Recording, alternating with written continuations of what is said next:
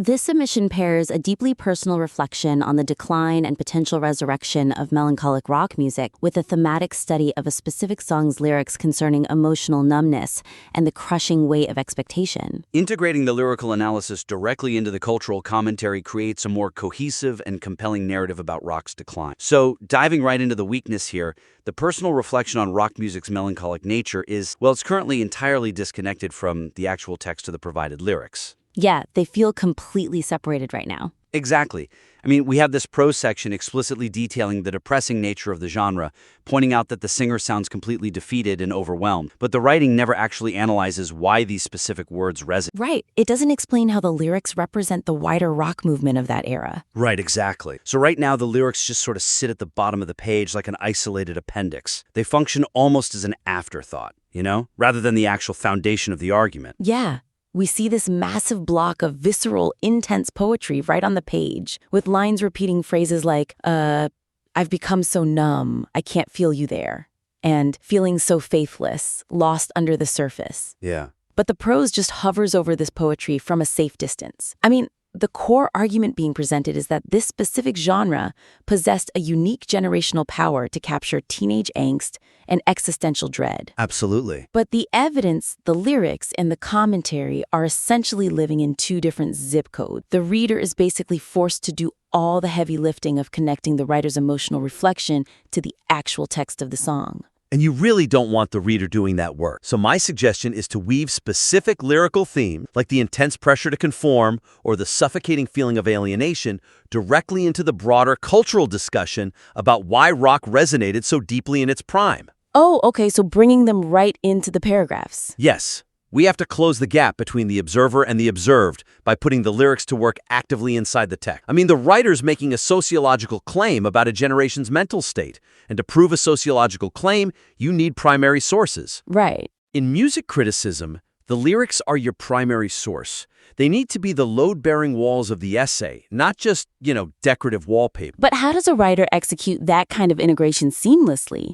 I mean, if they just start dropping block quotes into a personal essay, it might feel a bit, disjointed. It definitely can, but there are dozens of ways to approach them. One highly effective route is to quote short, sharp fragments of the lyrics as active evidence within the author's own sentence. Short fragments, right? Yeah. So instead of broadly stating, the song is famous because it captures sadness, the writer could embed lines like, put under the pressure of walking in your shoes. Oh, I see. Because that specific phrase illustrates the exact type of youthful alienation and crushing external expectation that fueled the entire melancholic rock era. It's not just some general nebulous sadness being sung about. It's specific. Exactly. It's the specific paralysis of living up to someone else's standards. Alternatively, the writer could build a much larger, overarching argument around whether the loss of this exact type of radical lyrical vulnerability is what ultimately caused rock's decline. The willingness for a mainstream frontman to admit something like, I may end up failing too. Right. Is that vulnerability what popular culture lost? Because when the vulnerability vanished, the genre kind of lost its anchor. But wait, isn't there a risk here? What do you mean? Well, if we force analytical, lyrical deconstruction into a deeply personal reflection, doesn't it run the risk of diluting the raw tone the writer has established? It feels a bit like trying to mix a diary entry with a thesis paper, We need the analytical rigor to make the piece persuasive, but we absolutely cannot lose that intimate conversational voice the writer has curated in the opening paragraphs. That tension between the personal and the academic is actually the exact tightrope the best cultural critics walk. I mean, if the analysis becomes too sterile, if it suddenly starts reading like a university dissertation on lyrical semiotics, it will absolutely kill the intimate vibe. Right, it would ruin the tone. Exactly. So the key lies in subjective framing. The writer shouldn't stop being themselves to analyze the text. They can maintain their personal voice by reacting to the lyrics authentically and emotionally. Filtering the objective text through their subjective experience. Yes. They could write something along the lines of, well, when I hear the line, every step that I take is another mistake to you, I understand exactly why an entire generation gravitated toward this music. Wow, yeah. It gave a voice to the impossible, suffocating weight we all felt in our own homes. By framing it that way, they are still speaking from their own personal perspective. They aren't abandoning the diary feel. They're just anchoring it. Exactly, anchoring that personal perspective deeply into the text of the song. They are proving their cultural point using the poetry provided, turning an emotional memory into a verifiable cultural critique. And anchoring their voice to the lyrics naturally increases the emotional weight of the piece. I mean, the stakes feel higher because we are grounding the author's memories in a shared cultural artifact. Absolutely. But right now, the reader keeps dropping that weight because of how the sentences themselves are constructed. Which brings us to the next big point. Streamlining the prose by removing excessive parenthetical asides heightens the impact to the core argument. The weakness driving this section is the reflection's heavy reliance on bracketed tangents that just derail the thought process. Yeah, there are quite a few of those. Right. We have a crucial, heartbreaking aside about the lead singer's tragic passing in mid-2017, and it's tucked away into parentheses. Hidden entirely. Yes, and later in the text, there's a sprawling list of bands. Green Day, Simple Plan, Nirvana, Kiss, crammed into brackets right in the middle of a really complex thought.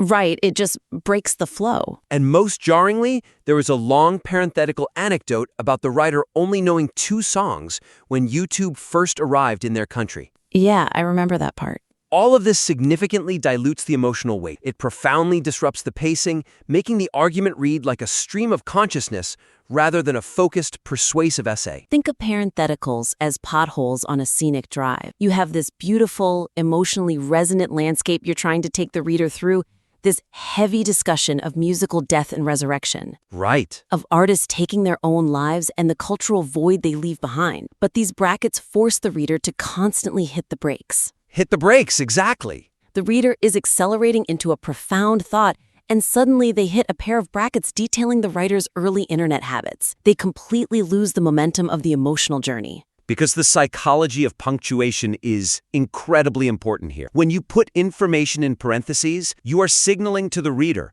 grammatically and psychologically, that this information is secondary. It's an afterthought. It is a whisper. It is a footnote, and you cannot whisper a tragedy. Wow, yeah. So, my suggestion is to elevate the crucial information from the parentheses into main clauses, giving it the grammatical respect it deserves, and ruthlessly cut the tangents that distract from the central thesis about rock's potential resurrection. That word ruthlessly is where writers often struggle. Editing deeply personal writing requires a bit of cold calculation. It really does. We're basically asking the writer to kill their darlings to save the overall piece. Well, let's look at a couple of concrete ways the writer can execute this structural fix without feeling like they are butchering their own work. First, the incredibly poignant fact about the lead singer's tragic suicide absolutely cannot live in a bracket. No, definitely not. It is a defining piece of context for the music and for the thesis of the essay. The writer should pull that out and make it a powerful standalone sentence. Give it its own space. Yes, doing so emphasizes the devastating real-world weight behind the lyric, "I may end up failing too." It proves to the reader that the stakes of this music were literally life and death. The prose should reflect that gravity. And on the flip side, what about the other tangents? Right. On the flip side, the writer needs to examine the tangent about knowing only 2 songs when YouTube arrived. Oh, that's a classic, darling. I mean, it's a fun, nostalgic memory for the writer, and it probably felt great to type out. Oh, sure. But it doesn't support the architectural roof of the essay. The singer's passing is a massive pillar of the emotional argument. The YouTube story is just a detour. It pulls focus entirely away from the core message of the genre's cultural footprint. While it adds a touch of personal flavor, it fundamentally interrupts the discussion of the genre's emotional resonance. That detail should be completely cut. Just completely removed. Yeah, writing isn't just about documenting everything you remember about a topic. It's about curating those memories to serve the reader's journey. By smoothing out these structural potholes and removing the distractions, the prose will hit the reader with significantly more force. And the narrative will drive straight and true toward its ultimate conclusion. Exactly, which deals with the very future of the genre itself. So, smoothing out those structural issues gives the narrative incredible momentum. We have a cohesive integration of lyrics acting as the engine and a streamlined, pothole-free structure acting as the highway. Right. But now we need to look at where this high-speed drive is actually taking us. The destination needs to be worth the trip. Expanding on the comparison between rock's potential return and the 2000s disco revival provides a stronger analytical framework for the piece's conclusion. Okay. The weakness in the current draft is that the piece briefly mentions a rock revival might fail, just like the early 2000s disco revival did. But it leaves this fascinating comparative point completely underdeveloped. It just sort of drops it and walks away. Yeah, the writer openly asks if rock will ever return to the radio, but they fail to explore why the disco revival stumbled in the first place. And more importantly, they fail to explore what rock must do differently to actually succeed where disco failed. Right. It's an incredibly rich, insightful idea that is just left dangling at the very end of the prose like an afterthought. We see this so often in conclusions. The writer has exhausted their main argument, and in the final paragraph, they throw out a massive, provocative new idea as a way to sign off. All the time. The writer essentially says, well, I hope singers bring it back to life, like they tried to do with disco in the early 2000s and kind of failed. It reads almost like a throwaway line. But the implications for music critique are massive. If you introduce a historical precedent for genre revivals failing, you owe it to the reader to unpack the mechanics of that failure. So what should they do instead? My suggestion is to transform this passing thought into a central analytical pillar to conclude the piece. Instead of just wondering passively if the genre will return, the writer should use this disco comparison to rigorously forecast exactly what a modern rock revival would require to be culturally permanent. Turning it from a question into a statement. They need to turn a passive question into an assertive thesis, yes.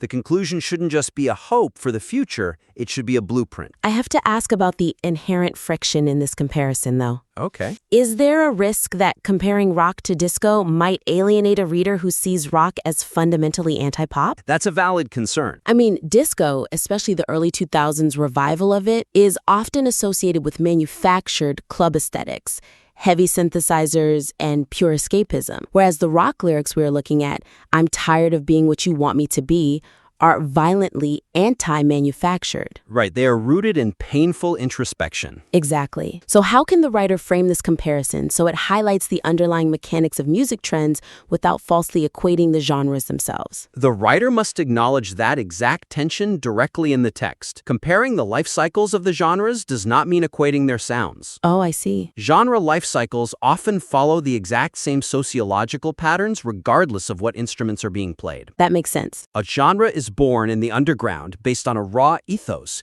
It reaches the mainstream and hits its peak. It becomes heavily corporatized and reduced to an aesthetic, and then it burns out. Like clockwork? Right. And when a revival happens decades later, it usually attempts to bring back the mainstream aesthetic without capturing the original underground ethos.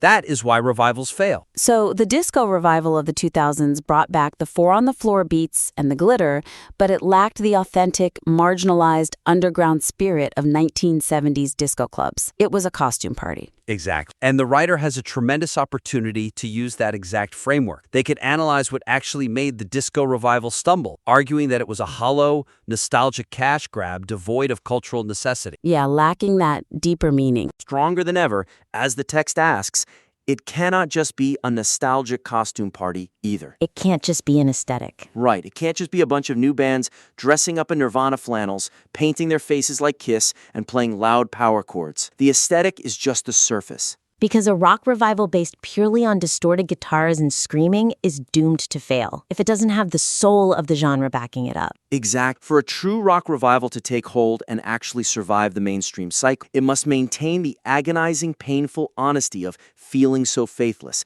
It has to be born of genuine modern alienation, not just a mimicry of past musical eras. The angst has to be real. The angst has to be real to the current generation, just as the original angst was real to the writer's generation. By clearly defining why past genre revivals failed, the writer creates a rigorous, thought-provoking framework for rock's potential future. It grounds the whole ending. It elevates the ending from a simple, passive, I hope it comes back, to a profound, authoritative, here is what it will take for it to survive if it ever does. A great piece of cultural criticism takes the raw, isolated thoughts we have on our heads and builds an undeniable structural architecture around them until they resonate perfectly with everyone reading. Absolutely. And to get this piece to that level, we've identified 3 core areas of focus. First, the lyrical themes must be integrated directly into the main narrative. The actual words of the song need to act as the beating heart of the cultural commentary, proving the emotional claims with primary text. Right. Second, The sentence structure must be streamlined by resolving parenthetical asides. The tragic realities, like the loss of a frontman, need to be elevated to main clauses, while tangential anecdotes about early internet usage should be ruthlessly cut to maintain momentum. Yeah, kill those darlings. Yeah. And finally, the disco revival comparison must be expanded to provide a much stronger analytical conclusion. The writer needs to clearly define why past genre revivals failed in order to rigorously forecast exactly what rock needs to do to successfully return to the cultural forefront. We would absolutely love to see how this piece evolves once these deeper connections are made. So please, implement these changes and submit your revised work back in for another critique.